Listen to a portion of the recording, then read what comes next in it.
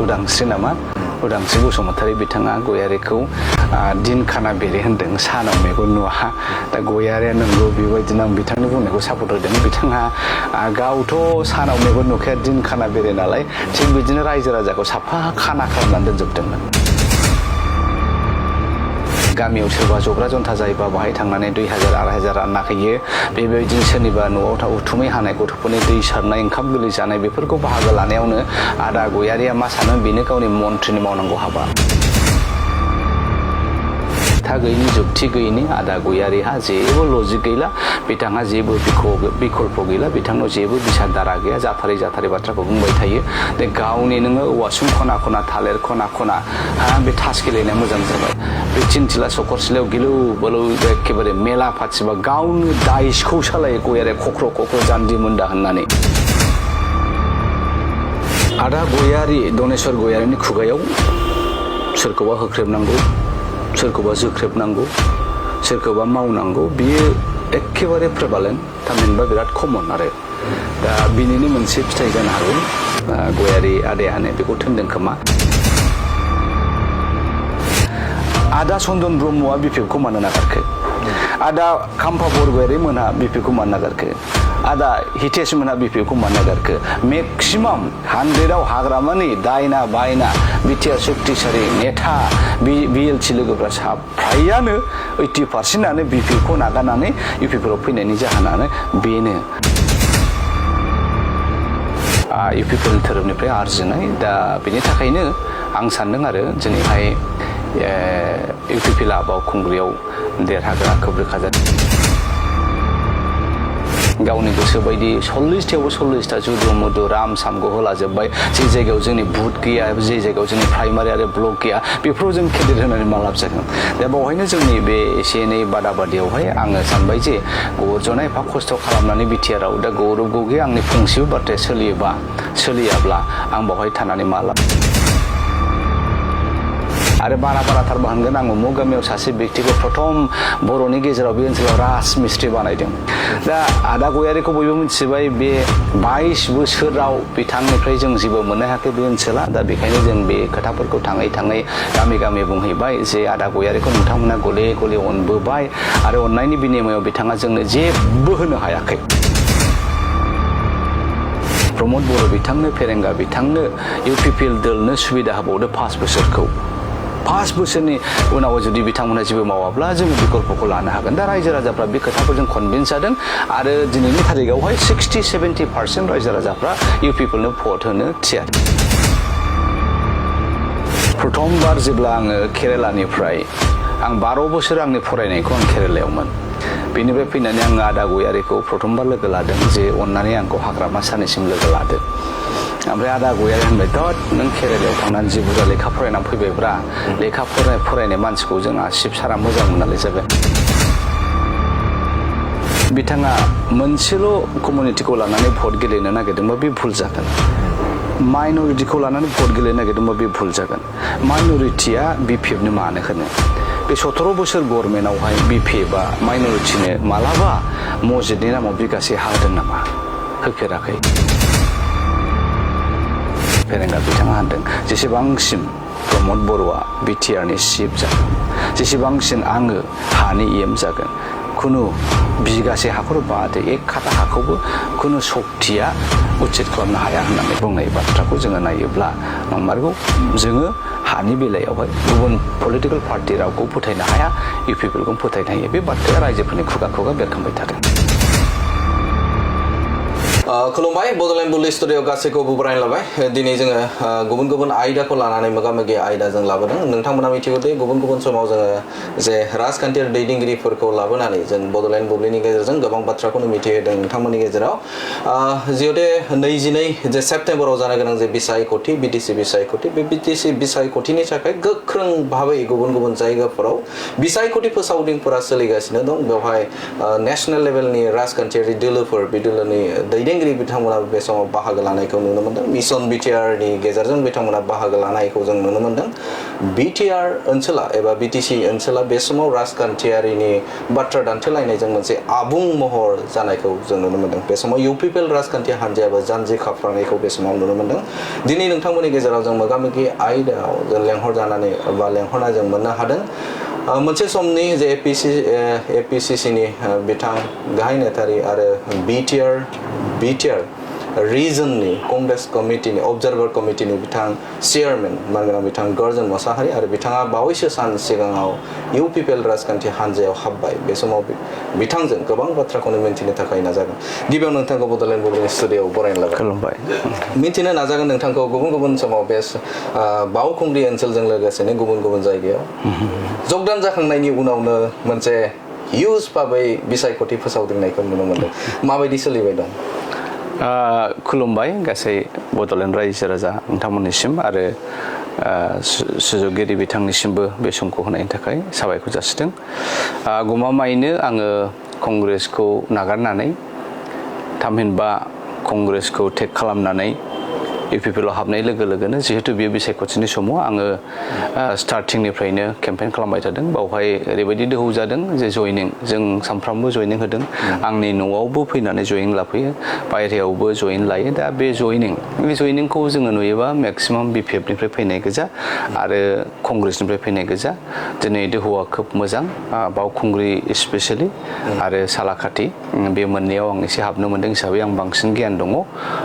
आसा खालामदों बे मोननैयाव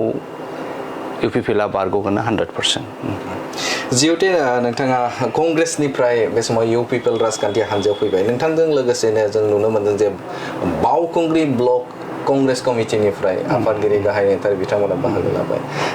कंग्रेसनि भिटिया नैबे बावखुंग्रियाव जोब्बाय नामा कंग्रेसआ बावखुंग्रियाव बिराद स्ट्रं हल्डखामोन आरो कंग्रेसआ एसेटिस आंनि नेतृत्वआव थानानै जुदि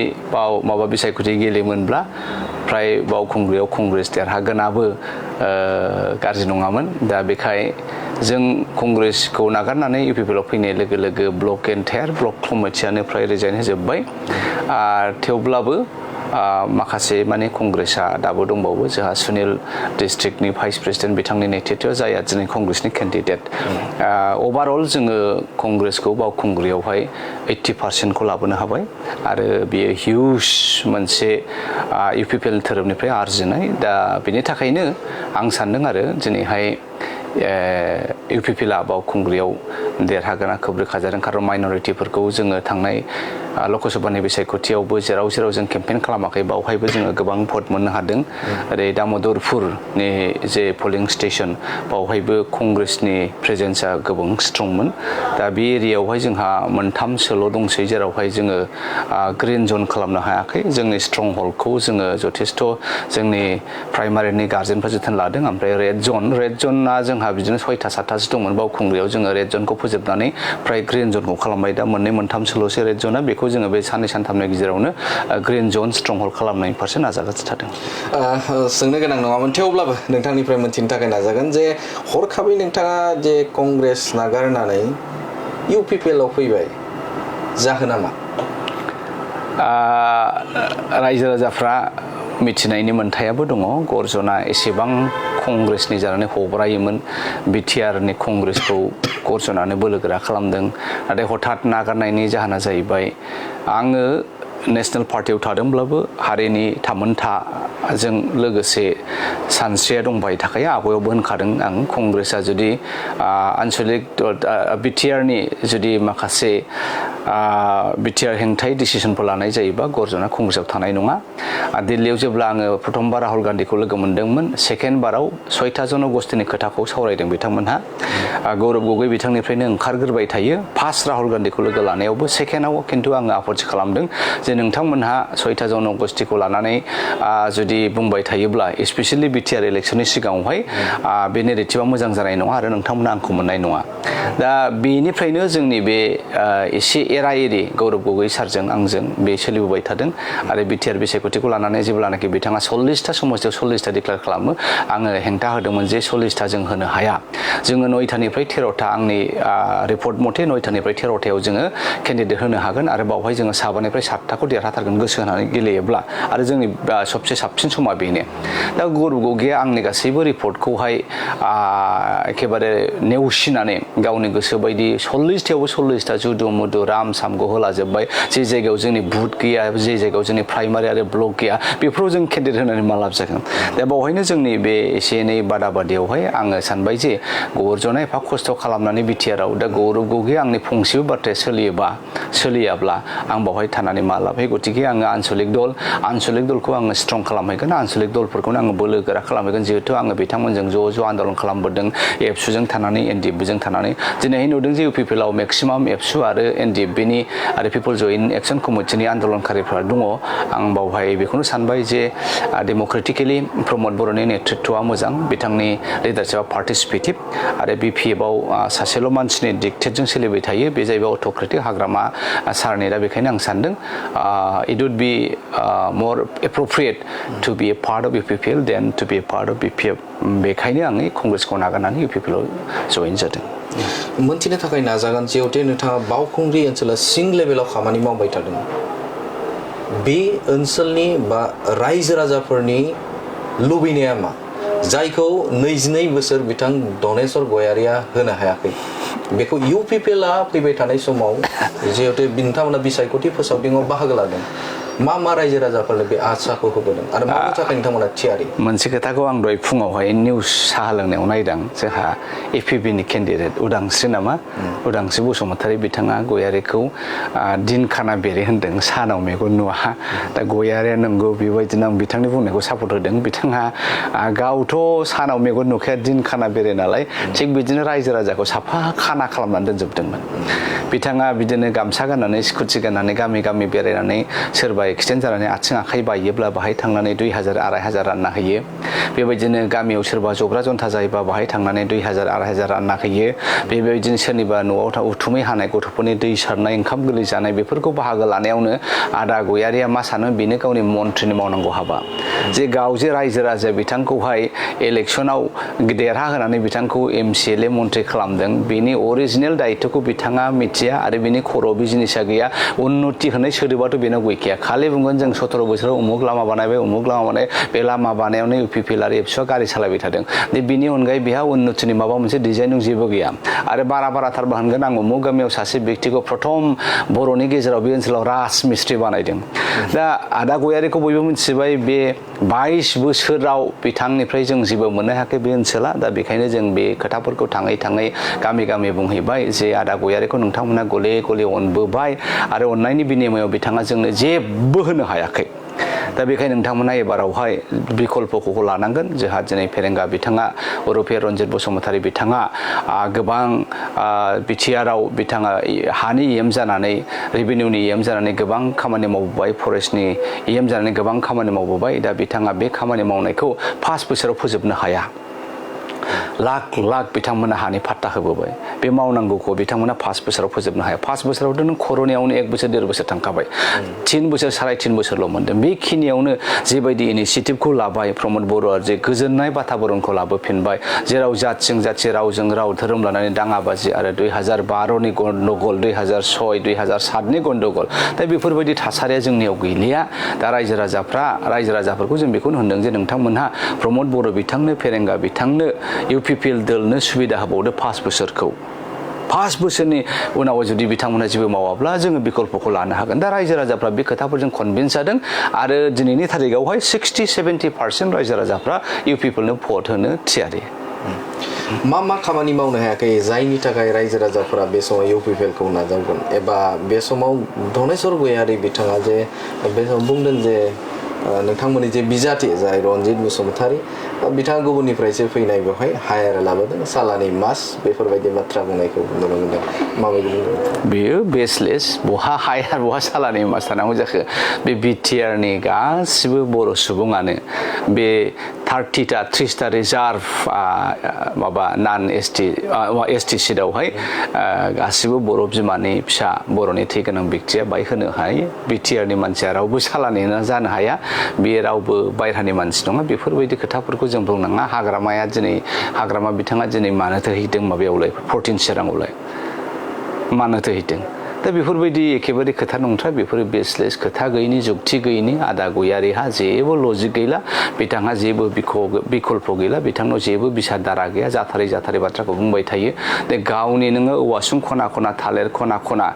बे थास गेलेनाया मोजां जाबाय बे थिनथिला सखरसिलायाव गिलौ बोलौ एखेबारे मेला फाथिबा गावनो दाइसखौ सालायो गयारिया कक्र' जान्दी मुन्दा होननानै दा बेफोरो मोजां जाबाय सेंग्राफोरखौ ना माबा एम्बु नागिरनो खुसिया नागिरनो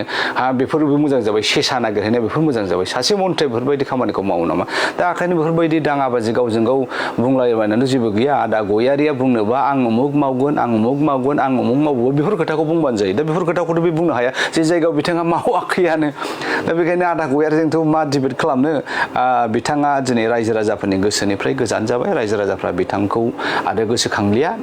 हि is already outside the mind of the people of the Baokhungri constituency so' I think Dhaneswar Goyari Dangaria has no relevance व्हाटसएभार in the Baokhungri कन्स्टिटुवेन्सि नोंथाङा जेरै मख'दों नोंथाङा बावखुंग्रिनिनो सासे थागिबि हिसाबाव सिगांनिफ्राय बेनि जुदि खामानि मावनायखौ नायोब्ला नोंथांमोना मा सुबिदाखौ मोननो हादों जे नोंथाङा बावखुंग्रिनि सासे भटार्स हिसाबाव मा बुंगोन बे समाव प्रथमबार जेब्ला आङो केरेलानिफ्राय आं 12 बोसोर आंनि फरायनायखौ आं केरेलायावमोन बेनिफ्राय फैनानै आङो आदा गयारिखौ प्रथमबार लोगो लादों जे अननानै आंखौ हाग्रामा सानैसिम लोगो लादो ओमफ्राय आदा गयारि होनबाय दत नों केरेलायाव थांनानै जि बुरजा लेखा फरायनानै फैबायब्रा लेखा फरायनाय मानसिखौ जोंना शिब सारा मोजां मोननानै जाबाय आं बे समाव आं सेंग्रामोन मा भाषा जाखो नंगौ होनखो ना नङाखौ होनखो ओमफ्राय आं बिदाफोरजों खबर लाफिनबाय ओरै आदा गयारि ओरैसो होनदों लेखा मोजां फरायनाय मानसिफोरखौ हाग्रामाया सोयानो हैद नंगौब्रा बियो होननानै बुंबाय दा गयारियाबो गावबो बे केटागरिनि मानसिखा आङो बावखुंग्रि समस्तिनि मानसि आदा गयारिया मा मावदों आङो बेखौ एखे थन्न' मोनथिगौ हाग्रामा बिथांनि आमोलाव जा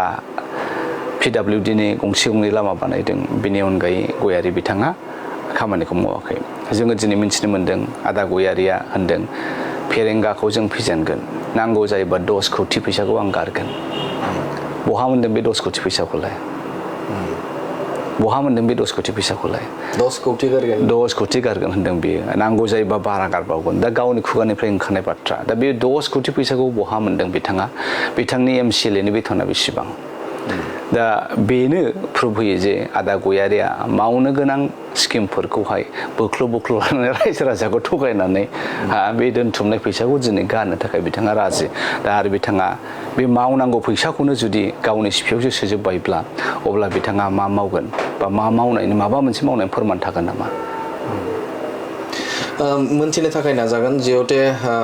बाथ्रा बुंबाय थादों जे UPPL राजखान्थि हान्जा बे UPPL राजखान्थि हान्जाखौ हाग्रामा महिलारि बिथाङा थांखिनानै बाथ्रा बुंदों मोनसे बा मोननै खोब मोननोब्ला मोनथाम बेफोरबायदि मोनगोन होननानै बुंदों नाथायबा नोंथाङा UPPLखौ चइस खालामबाय जाहोना मा हाग्रामा बिथाङा बुंनायनि नामाव गोबां खोथाफोरखौ बुङो आरो गासिबो खोथायानो बेना धेमालिजोब सिरियास जानानै मालाबाबो खोथाखौनो बुंनो नाजाया 40-45 लाख बे बिटिआरनि ओनसोलनि सासे सिफ जाबोनाय मानसिया दिनै गासिबो खोथाखौ सिरियास लाया दा बेयो बिथांनि बिराद गिदिर भुल नायदो नोङो BTC बायदियावहाय बर'जों लोगोसे नान बर'फ्राबो दंफायो जों पार्सेन्टेजखौ नायबा मिथियो अना बर' जोनोम जानानै जोंखौ दोखो फेजेननायफोरखौबो जों नुनो मोन्दों दा बेफोरखौ बिथाङा मानो गोसोखाङाखै दा बेखायनो बिथाङा मोनसेल' कमिउनिटिखौ लानानै भट गेलेनो नागिरदोंबा बे भुल जागोन माइन'रिटिखौ लानानै भट गेलेनो नागिरदोंबा बे भुल जागोन माइन'रिटिया BPFनो मानो होनो बे 17 बोसोर गभर्नमेन्टआवहाय BPFआ माइन'रिटिनो मालाबा मस्जिदनि नामाव बिगासे हा होदों नामा होफेराखै इतिहासाव गैया जाहैदों भारतनि जारिमिनावनो जे बिटिआरनि मुसलमान माइनरिटिफ्रा बिगासे हा मोनफेरनाय ईदगाहनि नामाव हा खालामनानै होनाय गोथै फबग्रानि नामाव हा खालामनानै होनाय दा प्रमद बर'आ गावनि बे 5 बोसोर गभर्नमेन्टआव बेफोरबायदि मावनाय खामानिफ्रा दिनै एखेबारे एन्टायार बिटिआर 2025नि दे प्रसार अभियानाव बेनो बांसिन गोहोम खोख्लैदों दा नोङो बे माइनरिटि मुस्लिमफोरखौ नोङो बेनिफ्राय बहा बन्सित खालामनो हानो हाग्रामाया माबे गोहोजों बिथांमोनखौहाय एट्राक्ट खालामनो हागोन दा बिथांनाव बिनि बिकल्प बिनि एजेन्डा जेबो गैया दा बियो बेफोरखौ बुजिया सोमजिया होनलाबायोबा इउपिपिएलआ मोननै मोनथामखौ देरहागोन बे कमप्लिटलि आउटसाइड अफ द logic of this today's election दा आं सानो आंनि मथेबा इउपिपिएलआ क'क्राझाराव 6थानिफ्राय 8थासिम मोनगोन चिराङाव मोनब्रैनिफ्राय मोनबासिम मोनगोन आरो बाक्सा उदालगुरि दिनैनि थारिखआव आं आगोलावबो बुंखादों जे इउपिपिएलआ 15थानिफ्राय टेस्टसिमहालागै मोननायनिबो चान्सेसा दङ दा बाराथाय बारा जोङो मोननै मोनथामसो खमायनो हागौ दा बेखायनो आं सानदों इउपिपिएलआ एबारनि 2025नि जे बिसायख'थियाव इउपिपिएलआनो गभर्नमेन्ट दाफिनगोना प्रमद बर' बिथांनि नेतृत्वआव रोखा जाबाय जिहेतु जों नुनो मोन्दों बिसायख'थि फोसावदिंफोराव बांसिनानो हानि इस्युआ मैखोमै बाहागो लादों बिजेपि राजखान्थि हान्जा बिथांमोनाबो जुदि पावाराव फैयोब्ला हानि मोन्थायखौ एबा हा पाट्टा होनायनि थाखाय बिथांखि लादों हाग्रामा महिलारियाबो बे एखे बाथ्राखौनो बुंदों कंग्रेस राजखान्थि हान्जायाबो बे एखे बाथ्राखौनो बुंदों इस्युआ बे समाव बिसायख'थिनि फोसावदिङाव नाम्बार 1 जादों हानि पाट्टा दा बे बेलायाव मा बुङो जों गिदिंबाय बर' गामियावबो गिदिंबाय मुसलमान गामियावबो गिदिंबाय राजबंशी गामियावबो गिदिंबाय बयनिबो समयसे हायानो मैयाबो सासे बुरिया जोंखौ होनबाय जोङो थाखा फैसा जोङो जेबो लुबैया जों जेराव गसंदों जों जेराव न' लुनानै थादों जोङो बे हानि पाट्टा आधा बिगाबाबो बिगासेबाबो बिथांमोना बेखौनो लुबैदों बिजेपि होगोन होननाय बाथ्राया बावहाय खुनु फोथायथाव नङा बिजेपिया जेरावहाय नायै नायै माइनरिटि आरो ट्राइबेलफोरखौ उच्चेद खालामनायावसो बोलो होदों इन्डिजिनियास बर' ट्राइबेल गार' ट्राइबेल राभा ट्राइबेलफोरखौहाय जोंनि हाफ्रा जिहेतु दिनैसिम मियादि पाट्टायानो जाखायाखै आसामनि गोबां बर' एरियायावहाय जरिबानो ब्रिटिशफोर थांखांनायनि उनाव खनसेबो जायाखै जोंनि हाफ्रा बहा पाट्टा जागोन दा माइनरिटि मुस्लिमफोरजों लोगोसे जों ट्राइबेलफोरा इकुवेलि हा गैजायै गोजा दा बेखायनो जोंनि मेन एजेन्डायानो जाहैबाय आं हा बिगासेखौ बोरै खालामनो हागोन दिनै गर्जन मुसाहारिया जे जायगायाव दङ आंनि हाया मियादि पाट्टा नङा बेयो फरेस्ट कास्टसो दा जोङो बे फरेस्ट कास्टखौहाय जेनेरेल कास्टआव कनभार्ट खालामनायनि प्रसेसा फ्राय आधा आधि जाबाय दा फ्राय बेबायदिनो अब्ला जोंनोथ' हानि गोनांथियानो जोबोद जिबनाव गोनांथि जाबाय दा बेखाय मा बर' मा मुसलमान प्रमद बर' बिथाङा गावनि बे 5 बोसोर रेजिमाव 3 लाखनिबो बारा हानि पाट्टा रानना होनाया बिराद माने गोहोम खोख्लैगोन आरो बेयो एखेबारे रोखा रोखा आइडेन्टिकेल जानानै दङ दा जिहेतु बिथांमोना मावबायबा बे 3 बोसोर 3.5 बोसोराव दे 5 बोसोरखौनो हमदो हयथ' बिथांमोना मावनो लानाय मिशनखौ आरोबाव मावनो थाखाय बिथांमोननो सम होनांगोन दा बेखायनो रायजो राजाफ्रा बे हाखौ लानानै सोरनोबा भट होयोबा बिजेपिनो होआ सोरनोबा भट होयोबा बिपिएफनो होआ सोरनोबा भट होयोबा इउपिपिएलनो होगोन खारन इउपिपिएलआसो हानि खामानिखौ बांसिन मावदों मावखांबायबो आरो नोङो मैया दाखालि जेब्लानाखि ओरै बै सापर एरियायाव धुब्रि एरियायाव जोंनि बिटिआर बर्डार बिजेपिनि नेतृत्व थामहिनबा हिमन्त बिश्व शर्मानि नेतृत्वआव माइनरिटि मुस्लिमफोरखौहाय उच्चेद खालामदों बुलडजारजों न' बां सिफायदों बे समाव फेरेंगा बिथाङा होनदों जेसेबांसिम प्रमद बर'आ बिटिआरनि चिफ जागोन जेसेबांसिन आङो हानि इएम जागोन खुनु बिगासे हाखर बाद 1 खाथा हाखौबो खुनु सक्तिया उच्चेद खालामनो हाया होननानै बुंनाय बाथ्राखौ जोङो नायोब्ला नंमारगौ जोङो हानि बेलायावहाय गुबुन पलिटिकेल पार्टि रावखौ फोथायनो हाया इउपिपिएलखौ फोथायनो हायो बे बाथ्राया रायजोफोरनि खुगा खुगा बेरखांबाय थादों जिहेतु बिथांमोना होगोन नाथाय प्रमद बर'आ बे हाबाखौ होखांबायानो आधा आधि खामानिखौ मावबाय अब्ला रायजो राजाफोरनि अनसायनाया प्रमद बर'जों थागोन डेफिनेटलि मिन्थिनो थाखाय नाजागोन जिहेतु मोनसे बिटिआर ओनसोलाव एर'प्लेननि मोनसे बा हेलिकप्टारनि मोनसे राजखान्थि खालामनायखौ नुनो मोनदों हाग्रामा महिलारिया सिगाङाव बुंदोंमोन जे भारा लाबोबाय बेनि उनाव थाव गैथ'वा थाव सोनो मोनाखै बेफोरबायदिनो मोनसे राजखान्थि खालामनायखौ नुनो मोनदों माब्लाबा गावनि जे पाइलटजों मोनसे रायज्लायनानै बेखौ लाबोनाय जादों हा फाननायनिबो बाथ्रा बुंदों बिथाङा 16 बिगा गुवाहाटीयाव हा फाननायनि बाथ्राखौ मख'दों मा बुंगोन बे समाव हाग्रामानि सम्पतिखौ नायबानो जाबाय शिवली मेडामनि नामाव खयथा एकाउन्ट दङ हाग्रामा सारनि नामाव खयथा एकाउन्ट दङ गारि मटर दङ हा हु साफा बिटिआरावनो बिथांमोननि हाजोब सनितपुरनिफ्राय लानानै ओरै माबा वेस्ट बेंगलनि ओरै मा होनोमोनलाय हासिमारासिम बिथांनि हाइवे सेर सेर दफे दफे नों बिथांमोननि पेट्रल पाम्पखौ मोनजोबगोन बिथांहा गोबां सम्पति दङ दा बे सम्पतिफ्रा गावनि बे 17 बोसोर रिजिमावहाय बे डेभेलपमेन्टनि फैसाफोरखौनो सरखार दोनथुमनाय जागोन नङाबा बहा एफा बुरजा फैसा मोनगोन बहा एफा बुरजा फैसा मोनगोन एसेबां बुरजा एकाउन्ट रान खालामनालाय जोंना एकाउन्ट मोनसेखौ जों मेनटेन खालामनो हाया हनै मैया दाखालिसो बन्दनिफ्राय आंखौ फन हरबाय सार नोंथांना एकाउन्टआ मेनटेन खालामनांसिगोन दा जोंनि बे लाख लाख बिटिआर बासिन्दाया गासिबो माबा एकाउन्टनि माबाया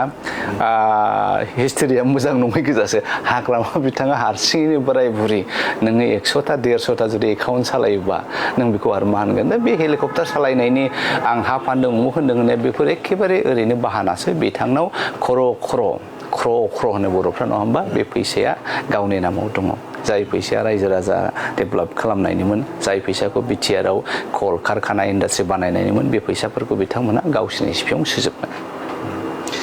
इउपिपिएल हिसाबाव नोंथाङा बेसेबांसो मोननायनि चान्सखौ मोननो हादों बे समाव बेसेबांसो भट मोननायनि मोनसे मिजिं दं एबा मासि मोननायनि मिजिं दं आं लादों दिनैनि थारिखआव 60-40 एन्टायार बिटिसिआव आरो सप्ता खनसेनि उनावहाय 70-30 जागोन आरो बे बेलेन्सआ थांबाय थागोन बेनिफ्राय इउपिपिएलखौ खमायनो हानाय नंला इलेक्सन जोबजासिमाव जोङो एन्टायार बिटिसिआव 40टा समस्तियाव अभारअल आङो बे इकुवेसनखौ होनदों 70-30आव जोङो देरहाहैगोन नोंथांनि मोनसे बाथ्रा बुंनाय जे इउपिपिएल राजखान्थि हान्जाखौ नोंथाङा बाथ्रा बुंनाय जे उर्खाव प्रमद प्राइभेट लिमिटेड बे बुंनाय बाथ्राया गोबां खुगायाव गोसारदों आरो नोंथांखौ मोनसे सरप्राइज जादों जे इउपिपिएल राजखान्थियाव बिथाङा हाबबाय जाय समाव इउपिपिएल राजखान्थि हान्जाखौ मोनसे थांखिनानै बाथ्रा बुंदोंमोन दा बे बुंनाय सुबुङा बा दैदेनगिरिया इउपिपिएलआव मानो हाबखो खोनासं डेम'क्रेसियावहाय अपोजिसन पार्टि होनाबा सोर होननो नोङो सासे फलाना हाग्रायाव थाङोब्ला थैखानाय मैखौथ' जों सिखार खालामाना जाय मैया गोथां बेखौसो होसो होसो जों सिखार खालामगोन दा अपोजिसननि खामानियानो बेनो जे प्रमदआ गोथां उर्खावा गोथां जों बिसोरखौसो जिलिद गावगोन सिखार खालामनायाव दा आं होननायखायसो बे उर्खाव प्रमद प्राइभेट लिमिटेडआ लासै लासैनो गैया जालांदों नङाबा बिसोरबो हाग्रामानि रल लागौमोन जे हाग्रामाखौ नायदो नोङो आं बुंनाया माने प्रफेटिक जादों होद नंमारगौ नामालै जोंनि बबेबा आखल आखुआ बेबायदि जाबाय नामा साननो प्रभक खालामदों नङाबा दिनै नोङो आदा चन्दन ब्रह्मआ बिपिएफखौ मानो नागारखो आदा खाम्फा बरगयारि मोनहा बिपिएफखौ मानो नागारखो आदा हितेश मोनहा बिपिएफखौ मानो नागारखो मेक्सिमाम 100आव हाग्रामानि दायना बायना बिटिआर सक्तिशाली नेता बिएलसि लोगोफ्रा फ्रायानो 80%आनो बिपिएफखौ नागारनानै इउपिपिएलआव फैनायनि जाहोनानो बेनो हाग्रामा माबाया बिपिएफआ दिनैहाय बिपिएफ जानानै थायाखै बेयो हाग्रामा प्राइभेट लिमिटेड जानानै थाबाय हाग्रामा शिवली प्राइभेट लिमिटेड जानानै थाबाय दा बे जिनिसाबो इउपिपिएलआव साबनो हागौमोन दा जिहेतु प्रमद बर' बिथाङा एबसुनिफ्राय बारग'लांनाय सासे डेम'क्रेटिक दैदेनगिरि आदा इउजि मोनहा एबसुनिफ्राय बारग'लांनाय डेम'क्रेटिक दैदेनगिरि बिथांमोनखौबो मानसिसोथ' सोरबाया सेराव थानानै एसे थागिदा होआबा बुङाबा बिदा गेदेरनि भुलखौ फंबाया होननांगोन फंबायनि भुलखौ बिदाया होननांगोन आं बे हिसाबै बुंबोदों आरो आं सानदों आं बुंनाया खामानियाव होदों बिथांमोनखौहाय एटलिस्ट बबेबा एंगोलावहाय जोंहा फोसाबनांगौ खोमा दिनै बेखौ फोसाबनायखायनोथ' दिनै इउपिपिएलआ एट्राक्टेड जादों आरो गर्जना जायखौ सोंखारिदों दिनै बेखौ गनायनानै लानो गोनां जादों नोंथाङा बुंनो नागिरदों नामा जे बे समाव जे बिटिआर ओनसोलाव एबा बिटिसि ओनसोलाव बिपिएफआ गोथै एबा इउपिपिएलआ गोथां बेखौ बुंनो नागिरदों नामा बयबा मोनसेयाव गाहाय खालामनो नागिरदों नामा बिपिएफ नङा बिपिएफआ गभर्नमेन्ट गैयामोन नालाय आरो गभर्नमेन्टखौ इउपिपिएलआ सिथारदों बिजेपिआ लाइनजों बे हिसाबै इउपिपिएलआ दिनैसिमबो गोथां मै खारबाय थानाय गोथां मै आरो बिपिएफआ जाहैबाय सिखार खालामजाखानाय सोरनिबा आखाइनि खबजानि आदार दा बेयो रोखा नोङो नाय दिनै बिजेपिआ हाग्रामा बिथांखौ खोमा हमनानै जलाय सिखारलाय खालामहोनो हायो बेयो आंनि बुंनाय नङा गावनि खुगाजों बुङो आंखौ सोरबाया बुंनो बादा होदों आं बुंथ'वा आरो एखमबा बुङोब्ला आंखौ बुंनो माबा पारमिसन होफिनबाय आखायनो आं बुंनोसैलाय दा बेफोरो रोखा रोखा बिथाङा सोरनिबा गलाम आरो बेबायदि एसे गिदिर बर'नि नेताया सोरनिबा गलाम जानानै जुदि बिटिआरआव नेतृत्वखौ लुबैफिनोब्ला बेखौ जों गनायनो हाया बेयो गावनि खुगाजों बारे बारे बुंबाय थादों जे सोरबाया गावखौ कन्ट्रल खालामगासिनो दङ खिन्थु बिनि अपोजिट प्रमद बर' बिथांखौ हायाखै प्रमद बर' बिथाङा बिजेपिजों एलायन्स खालामसेयावबो फेरेंगा बिथाङा बिजेपिजों एलायन्स खालामसेयावबो बिजेपिनिफ्राय उमुग उमुग एरियाखौ उच्चेद खालामहोनसेयावबो बिथांमोना खालामाखै दा बे एखेबारे रोखा जादों जे प्रमद बर' बिथां आरो हाग्रामा बिथांमोनखौ सानैजों रुजुयोब्ला प्रमद बर' बिथाङा गावनि सानस्रि गावनि इउपिपिएलनि आइडिय'लजिजों थोंगोर गसंनानै दिनैसिमबो दङ आरो रावनिबो सिङाव बिथाङा खर' गङाखै हाग्रामा महिलारिनि जे बाथ्रा बुंनायखौ सम सम जों नुनो मोनो जे गावनि दैदेनगिरिफोर बे दैदेनगिरिखौ माब्लाबा सिनाया माब्लाबा बेफोरबायदिनो जे दैदेनगिरिफोरखौ जे गावनिफ्राय थांनाय लोगो लोगोनो जे गोबां बाथ्रा बुंनायखौ नुनो मोनो थारैनो राजखान्थियारि बिथिङाव हाग्रामा महिलारिया हारसिं जाबाय नामा बियो बिराद मोनसे इरेसपन्सिबल लिडारनि मोनसे राव जायो जाय चन्दन ब्रह्म आदाया गावसोरजों ज' ज' खामानि मावबोनाय गिलु बालु बिथांमोनहा खामानि मावबोदों सासे केबिनेट मन्त्रि हाग्रामानि बिपिएफ टिमनिफ्राय आसामावहाय दा बेबायदि व्यक्तिखौ चन्दना सोर आदा खाम्फा बरगेरेमोनखौ खाम्फाया सोर होनोबा बियो जेबो नङा बिथाङा कमप्लिटलि इगनर खालामो सोरनिबा मावनाय आरो सोरनिबा लिडारशिपखौ बिथाङा एखेबारे एक्नलेज खालामा अभारअल आं मोनसे भाषाजों बिथांखौ बुंनो नागिरदों हि इज एन इरेसपन्सिबल लिडार आरो बे बाथ्राया नंगौबो मोनसे पइन्टआव आङो मोगा मोगि जाबाय खननैसो आङो बिथांनि खुगानिफ्राय बे बेरखांनायखौ मोन्दों बिथाङा बे समाव खासि मस्लायावमोन आरो प्रथम बिटिआर इलेक्सनाव जे इलेक्सनाव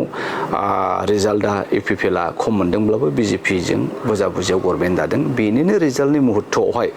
सानबाय थानाय मुहुर्तआवहाय बिथाङा बे समाव बेलासि बेलासि खासि मस्लामोन आरो बे समाव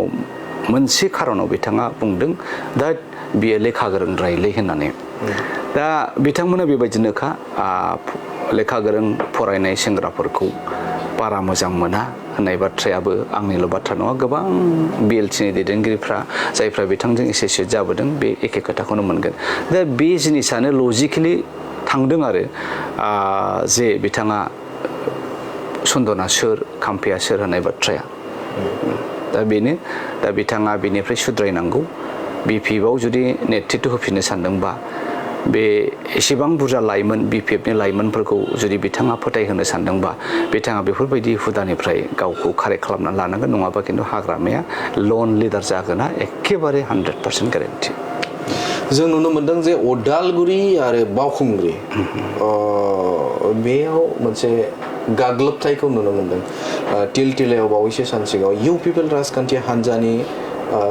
जे गारिखौ बुख्रुबलायनाय बेखौ नुनो मोनदों मोनसे दुंहाव थासारि एसे सोलिनो हमदों सेम उदालगुरि जिल्लायावबो बेफोरबायदि थासारिया जादों दा बेनि बेलायाव मा बुंगोन आदा गयारि दनेश्वर गयारिनि खुगायाव सोरखौबा होख्रेबनांगौ सोरखौबा जोख्रेबनांगौ सोरखौबा मावनांगौ बियो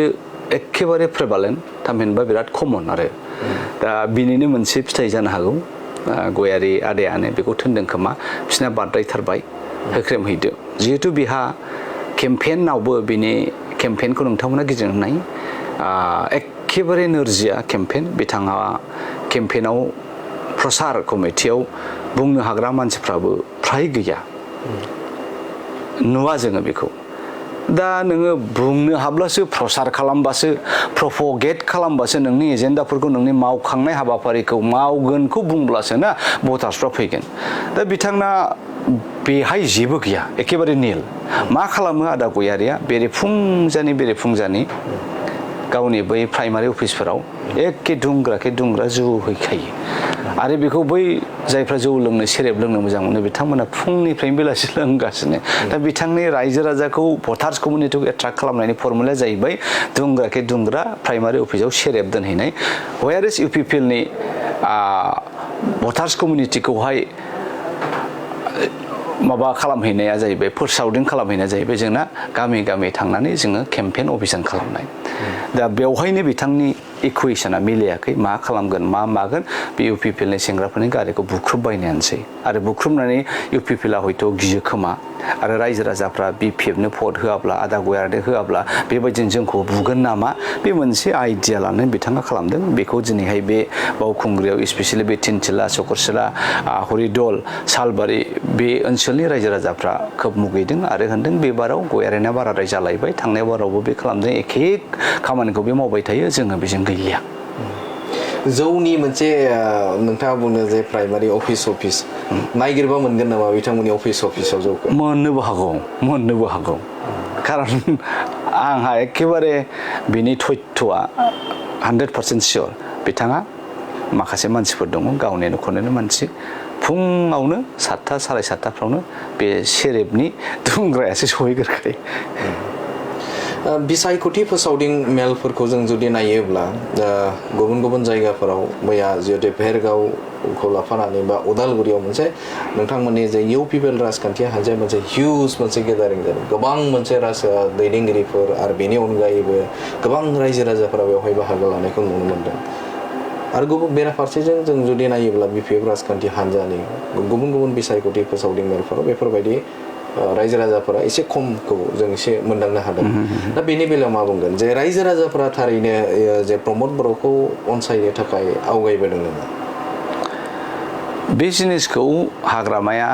बिराद सिगांनिफ्रायनो खालामबोबाय थादों लकसभायावबो आं बे खोथाखौ कंग्रेसाव थानाय समाव होनबोबाय थादों जे हाग्रामा बिथाङा इलेक्सननि बिराद सिगां गिर्जा बागुरुम्बा मोसाहोनानै बिपिएफ दलाव हाबहैयो बेहा मोनसे नियम दं खिन्थु इलेक्सन खाथिबा बेयो हठात माने बे एक्टिभिटिखौ खमायो दा बावहाय आखायना सन्देहसो दंलायलाङो बे इलेक्सननि नामाव खामायाखैथ' नों इलेक्सननि मास मोनसे गाहाम 1.5 मास गाहाम सिगां नोङो जि प्रग्राम खालामगोन एसे एन्टायार बिटिआर बासियानो हाग्रामानो होजोबसिगोन बिदि नुदोंना नुवाखै दा नोङो जेब्लानाखि इलेक्सना खाथिथारसै 10 दिन सप्तासेल'सै बे समाव हठात खमायफैबाय प्रसार अभियानाबो खमथ' बिथांमोना गामि गामि बेरायनानै केम्पेइन मिटिं लानायाबो एखेबारे गैथ्रा आं जेरावबो खबर लाबाय दा बे मा नुथाय थांनाय बे माबायावबोथ' बाइ इलेक्सनावबोथ' माबा 13 कौटिनि फानदों उमुगनो फानदों आरो लकसभायावबो 30 कौटिनि फानदोंनो खाम्फाखौ दा खाम्फाया बेनोथ' अभियोग होदोंना बोरो हेमन्त बिश्व शर्मानिफ्राय फैसा लानाया आंना बोरो दा बेखायनो आंहा सन्देह दङ बियो बोथ्रोददों नामा बिथांखौ माने डाइरेक्सन होनाय दङ नामा बेनो आं दहाय होनखायाखै होनबा माबाया हाग्रामा बिथाङा गावनि डाइरेक्सनजों बियो खारनो हाया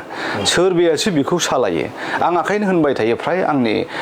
बेबायदिनो टक श'फ्राव आरो मिडिया बाइट्सफ्राव जे हाग्रामा सारा सासे बोलोगोरा मैदेर बे सियर 100% बोलोगोरा थाखाय फैसायै अननायबो दङलाय बेहा खिन्थु स्ट्रेटेजिकेलि बिथाङा सासे मावदजों जेरखम मैदेरा खर'आव गाखोनानै सालायो दा हाग्रामा बिथांखौबो सालायदों दा बेखायनो आं सानदोंसो हठात बोरै बिनि हेलिकप्टार केम्पेइन प्रग्रामाबो थाव गैया होननानै एसे थाथ'बाय आरो हठात बोरै गेजाब रुमबां प्रग्राम खालामनायाबो बे मुहुर्त समावसो खमायखो दा बेखायनो रायजो राजाफ्रा साननांगोन सिन्था खालामनांगोन जे बिथांनि नेतृत्वआ नंमारगौना नंमारा सोरनिबा थाखायसो बेखौ खालामदों नामा ना गावनि बे बिटिआर बासिनि थाखाय खालामदों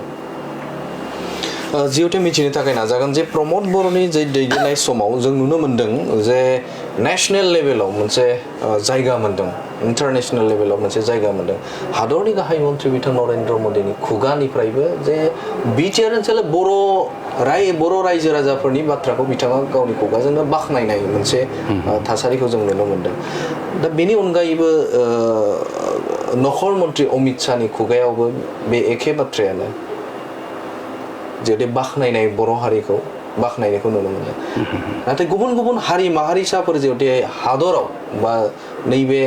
गुबुन गुबुन आसामनि गुबुन गुबुन जायगाफोर बा हारि माहारिसाफोरा रायजो जायो नाथाय स्पेसियेलि गुबुन गुबुन हारिफोरनि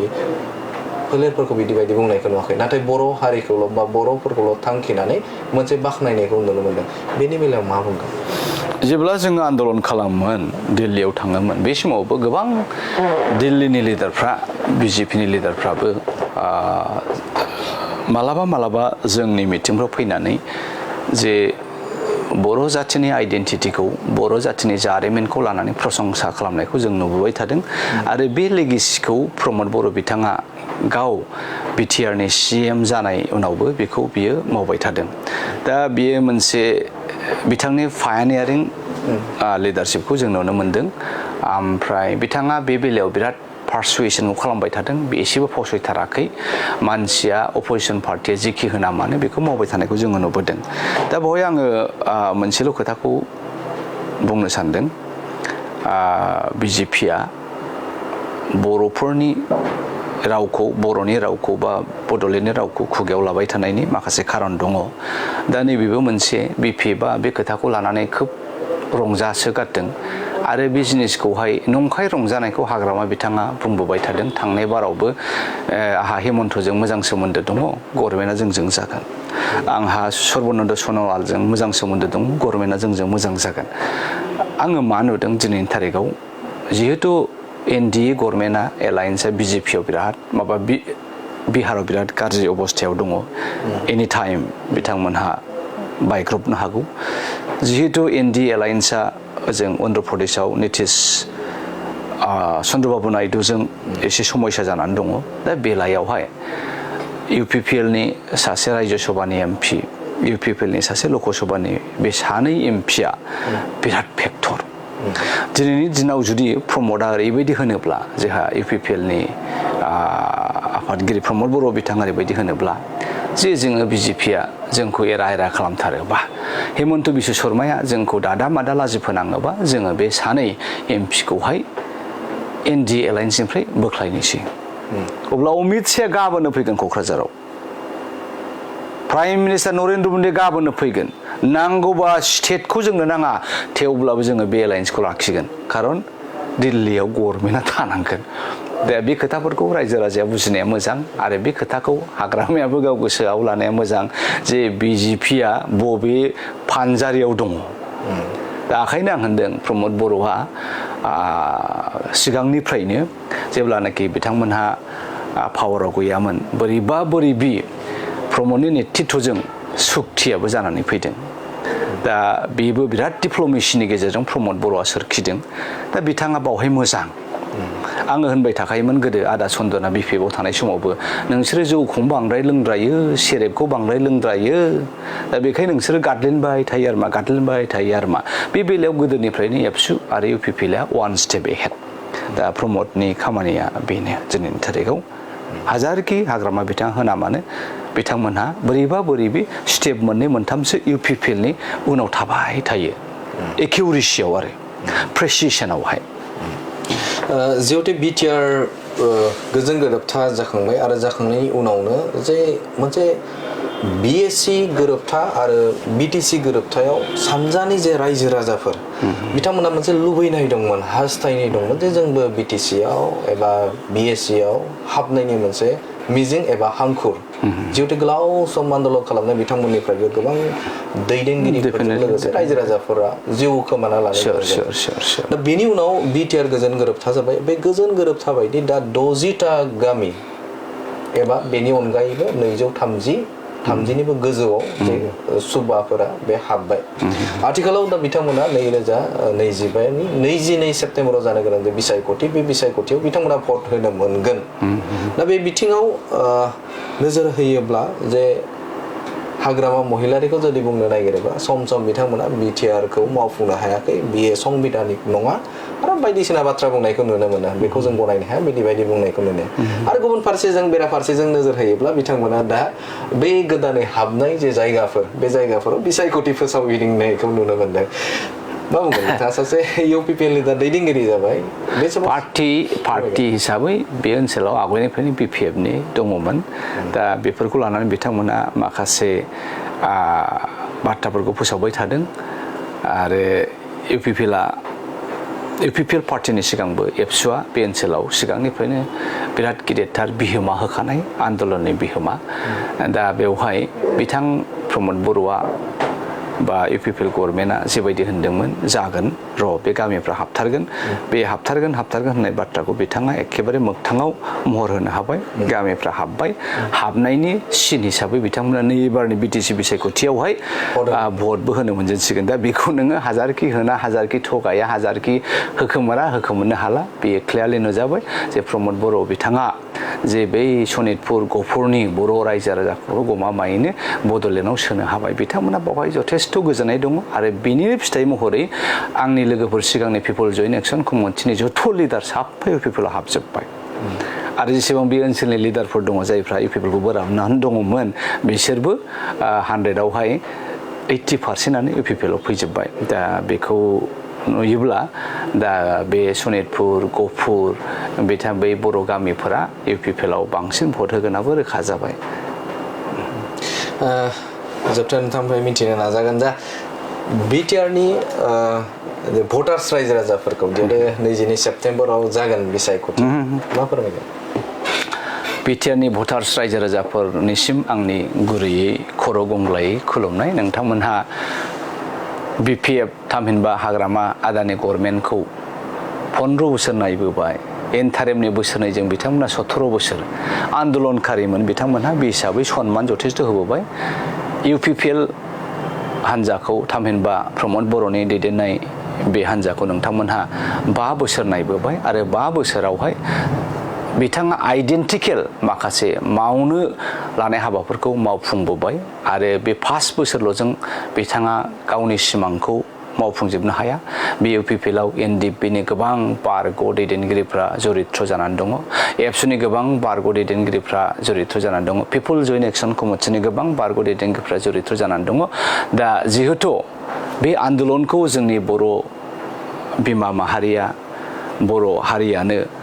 माइरं खेन्दा खांनानै थाइसे थाइनै फैसा होनानै दे थां आफाफोर फिसाफोर फंबायफोर होननानै हाग्रा बंग्रा थिनहरदों दिल्ली बम्बाइ थिनहरदों आरो बेबायदिनो हायाब्लाबो बड'फा उपेन्द्रनाथ बुंनाय बायदि दावहा जिरायथ'नाय आरो दावहा स्ट्रागोल ट्रुस आरो स्ट्रागोल बे फर्मुलाजों जोङो BTRसिम एचिभ खालामनो हादों दा नोंथांमोनहा बोसोरबाल' प्रमद बर'नो बा UPPLनो सुबिदा होनानै आरो बेनि उनावनो जुदि बोख्लायोबा बे अयनाय जागोन नोंसोरनो डेभेलप खालामदों रायजो राजायानो अनसायनानै एबसुनि मुभमेन्टखौ फोथांनानै लाखिबाय थादों NDPनि मुभमेन्टखौ फोथांनानै लाखिबाय दे बिथांमोनहा दिनैहाय हाग्रा बंग्रा थायालासिनो मोनसे इलेक्टरेल लाइनजोंहाय दिनै हारिखौ फेदेरनो फोजौनो आरो फोसाबनो नाजानायाव नोंथांमोननि मददखौ आरो नांबावगोन बेखायनो आं खावलायदों नोंथांमोनहा बे बारावबो सेकेन्ड बारनि थाखाय UPPL दोलोनो ट्रेक्टरनि सावगारियाव भट होनानै प्रमद बिथांखौ गभर्नमेन्ट दानो थाखाय सुजुगखौ होबावदो नंगौ बिथाङानो जादोंमोन सासे गोख्रों दैदेनगिरि बिथां रन्जन मुसाहारि बिथांनिफ्राय गोबां बाथ्राखौनो मिथिनो मोनबाय आथिखालनि जे बिसायख'थि जे ट्रेन्ड बे माबायदि थांगासिनो दं जे UPPL राजखान्थि हान्जानि जे फोसावदिं हाबाफारिया गुबुन गुबुन जायगाफोराव माबायदि सोलिदों बेनि सोमोन्दै बिथांनिफ्राय जों गोबां बाथ्राखौनो नोंथांमोननो मिथिहोबाय प्रमद बर' आरो बिथां हाग्रामा महिलारि आरो गुबुन गुबुन मिरुनि जे राजखान्थि दैदेनगिरिफोर आरो बा राजखान्थि हान्जाफोर बे हान्जाफोरनि सायावबो बिथांनिफ्राय गोबां बाथ्राखौनो मिथिबाय फैबाय थानाय समाव UPPL राजखान्थि हान्जाया रायजो राजाफोरनि गेजेराव माबायदि दिगजों बे समाव खामानि मावनो थाखाय थियारि जादों बेनि सायावबो बिथांनिफ्राय गोबां बाथ्राखौनो मिथिबाय बे समाव नोंथांमोननो बिथां गेदेमानिफ्राय गोबां बाथ्राखौनो जाखिनि नोंथांमोना मिन्थिनो गोनां एबा गुबुन गुबुन बियाबफोराव जानाय जे जाथायफोरनि सायावबो बिथांनिफ्राय गोबां बाथ्राखौ मिथिबाय दान्दिसे सम नोंथाङा जे बड'लेण्ड बुब्लिनो नोंथांनि जे एसेबां जे बेसेन गोसा सम जेराव नोंथाङा बिसायख'थिनि गुबुन गुबुन जायगाफोराव बे समाव नोंथाङा फोसावदिं हाबाफारियाव बाहागो लाबाय दङ थेवब्लाबो नोंथाङा मोनसे सम दिहुननानै बड'लेण्ड बुब्लिनो नोंथांनि बेसेन गोसा समखौ जोंनो होबाय रायजो राजाफोरनो होबाय बेनि थाखाय जोबोद मोनसे साबायखर